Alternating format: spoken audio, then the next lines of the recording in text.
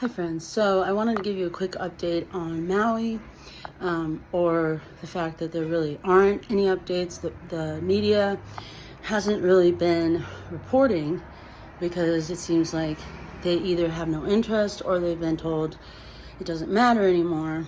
But remember, in the beginning, there were about 1,000 people missing, and then they started talking about the children, and then all of a sudden they didn't talk about the children anymore. So there have been a lot of what I consider to be contract posters, humans who post on social media, claiming to be locals and pushing back on some of the facts that are coming out, saying, oh, stop with your conspiracy theories. It's so disrespectful. I'll tell you what's disrespectful. What's disrespectful is basically minimizing the amount of dead, guaranteed. And if they do have any more, they'll just say that, it took them that long to go through the remains.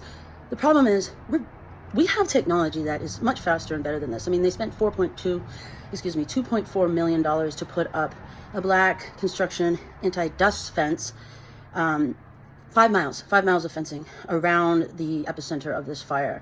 So with that, they've also restricted the airspace to drones, so drones cannot fly over that anymore.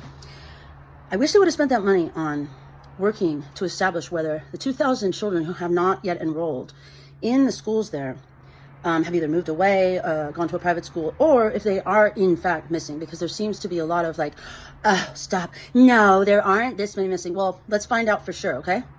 Now watch this guy. Both of these two guys are recent transplants from the mainland. Nothing wrong with that. But John Pelletier, the police chief, he became chief in November 2021. He had an ethics complaint against him in April 2022. It was 3 women claiming he had created a hostile work environment. And the police commission declined to discipline him, citing lack of evidence. But the thing that's even more interesting is that Pelletier was head of narcotics in Las Vegas.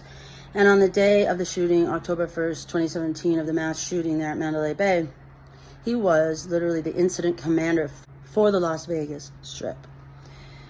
And then it's interesting, this medical examiner here, this coroner, he was not very long ago in New York City doing autopsies for the Bronx DA as recently as 2021. So he's a pretty recent transplant as well.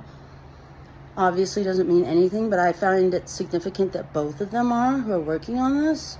I'm sure somebody could work up the odds. All right, well, stay tuned, and above all, keep calm and share complete facts.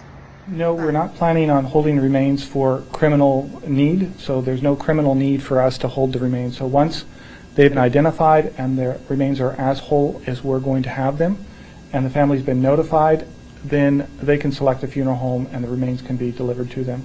I think it's very important that people understand this, though.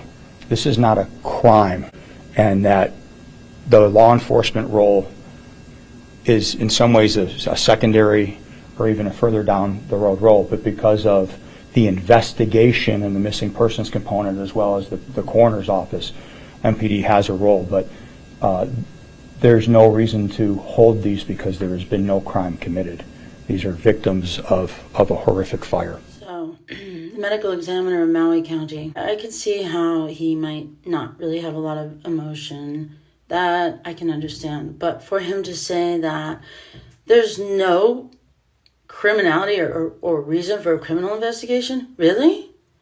Look at the negligence, okay? The negligence of every single one of these people. And then Chief Pelletier, he's a liar. He's saying that the law enforcement is like 3rd level. No, dude. You're supposed to protect the public at all times and make sure they don't die.